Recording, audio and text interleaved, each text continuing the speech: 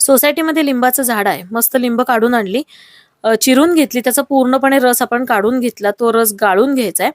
एक लहान आकाराचं भांड इथं लिंबू सरबत आपला जमा झालाय. त्याच भांड्याने 2 भांडी आपण इथं साखर घेतली आणि 1 भांड आपण इथं पाणी घालतो आहोत. सगळं आपल्याला मीडियम फ्लेमवरती मिक्स करत राहायचे. 1 तारी पाक आपल्याला इथं बनवून घ्यायचा आहे. उकळी आल्यानंतर 7 ते 8 मिनिटानंतर 1 तारी पाक आपला इथं तयार झालाय, तुम्हाला इथं दिसतंय. त्यानंतर गॅसची फ्लेम बंद करून पूर्ण लिंबाचा रस मी यामध्ये घातलेला आहे. साधं मीठ 1 चमचा, काळं मीठ जवळजवळ अर्धा चमचा मी इथं वापरले. सगळं मिक्स करून घेतलंय. पूर्णपणे थंड झालेलं लिंबाचं सिरप आपण काचेच्या बरणीमध्ये 1 ते 2 महिने फ्रीजमध्ये आरामात स्टोअर करू शकतो. इथे ग्लासामध्ये 2 ते 2.5 पळी आपण लिंबाचं सिरप घेतलेलं आहे. त्यामध्ये पुदिना घालू शकतो, बर्फाचे खडे घातलेत, थंड पाणी तुम्ही वापरू शकता. मस्त लिंबू सरबत आपलं लगेचच तयार होतं.